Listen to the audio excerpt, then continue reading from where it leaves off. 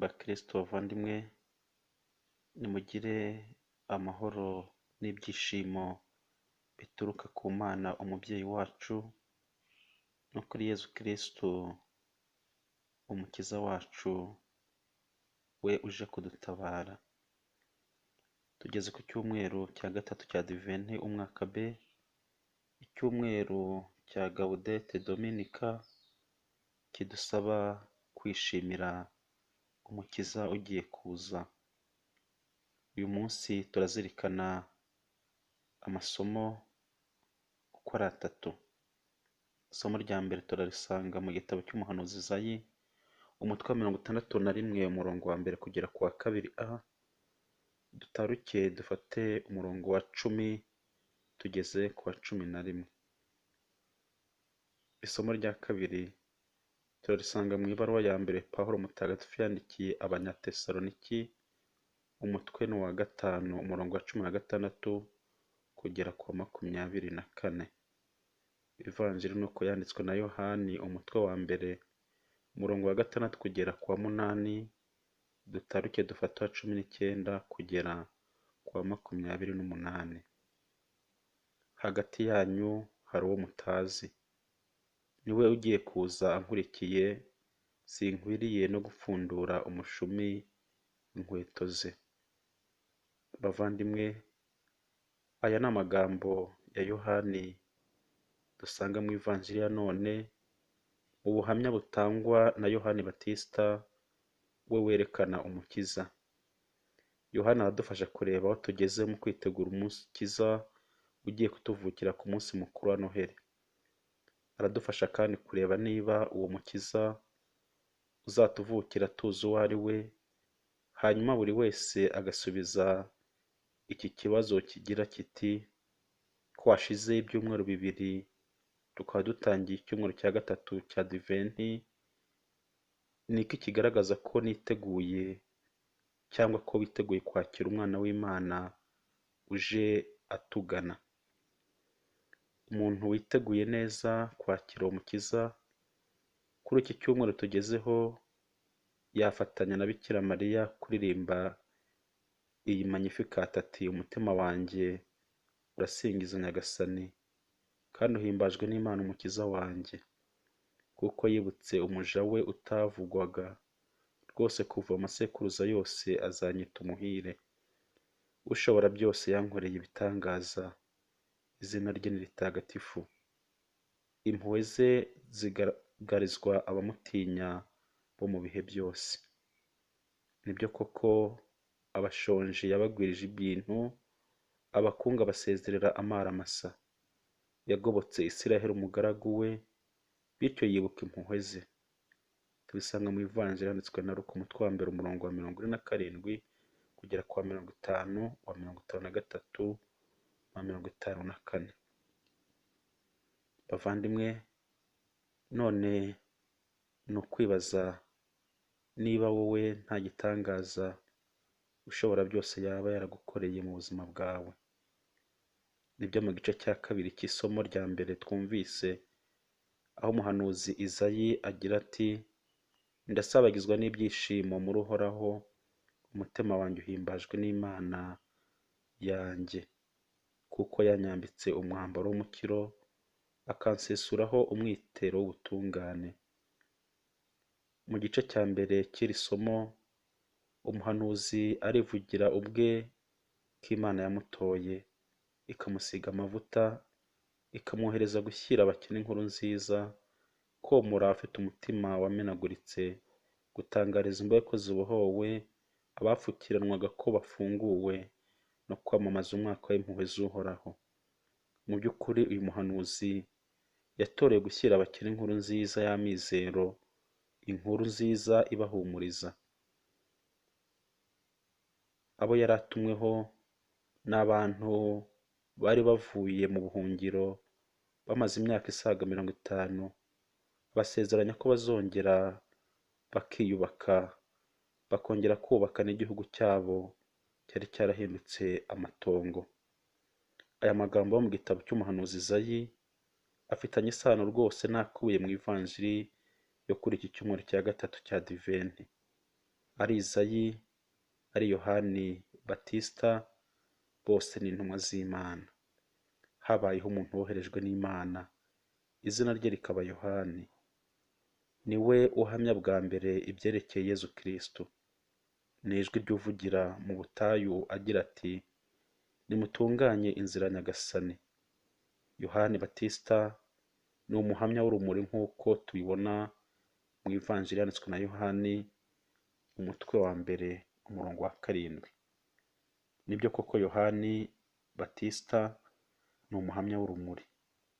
Mu mavanjiri atatu abanziriza iya Yohani, batwereka Yohani Batisita nk'umwarimu wo kwisubiraho.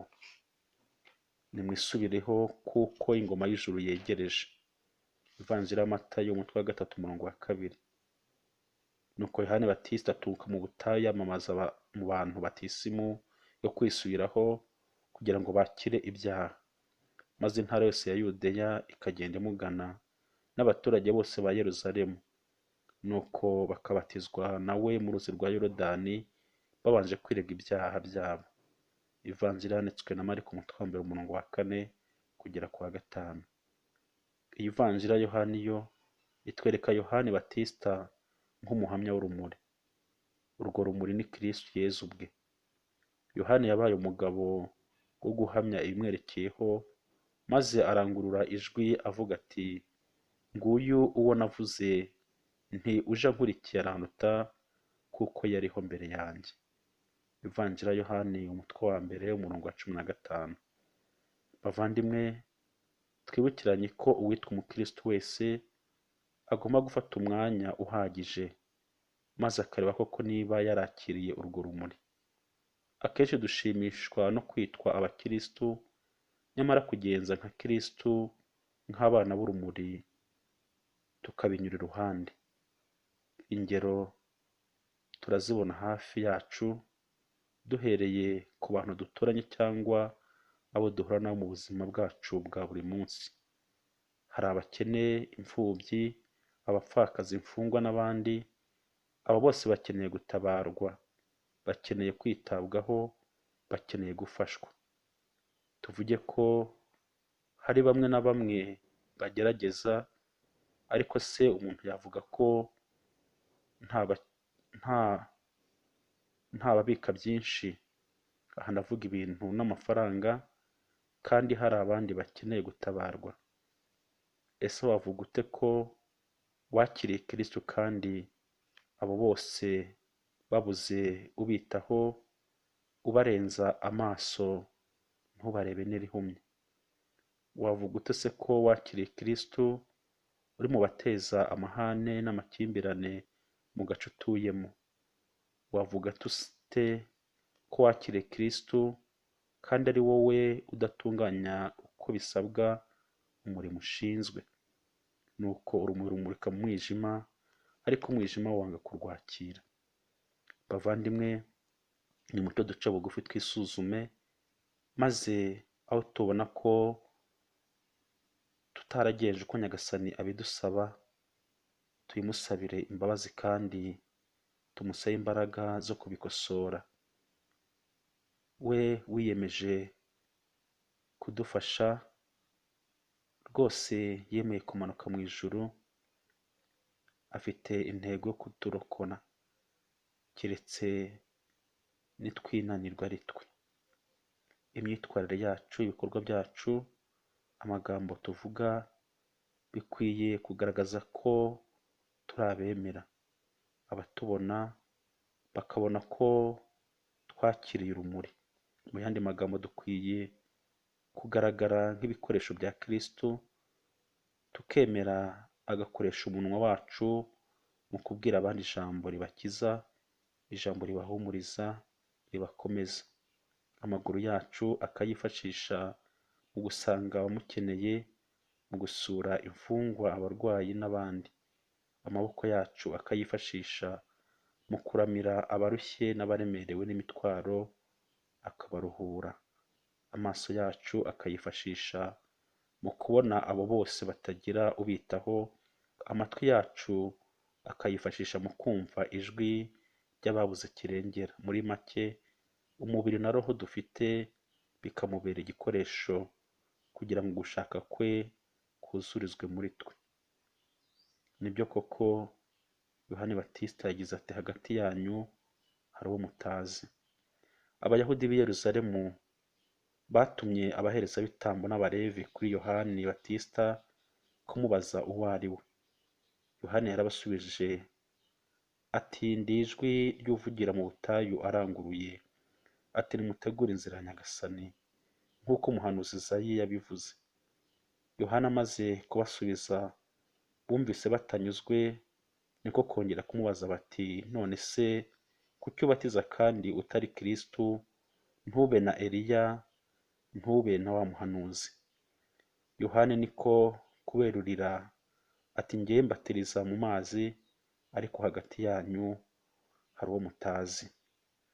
Bavandimwe, iyo witegereje ukuntu ku munsi mukuru wa Noheli abantu barya neza, bica akanyota, bakambara imyenda mishya, ubona neza ko uwo munsi baba bawiteguye neza ku buryo buhagije. Turamutse dufashe akanya tukazirikana kuri bya bice bibiri bigize umuntu, umubiri na roho, twabona neza igice abantu baha agaciro kurusha ikindi. Nta gushidikanya, kwitegura ibyo tuzakenera ku mubiri hari igihe bibanza imbere yo gutegura ibya roho. Nyamara ariko dukwiye kujya tuzirikana kenshi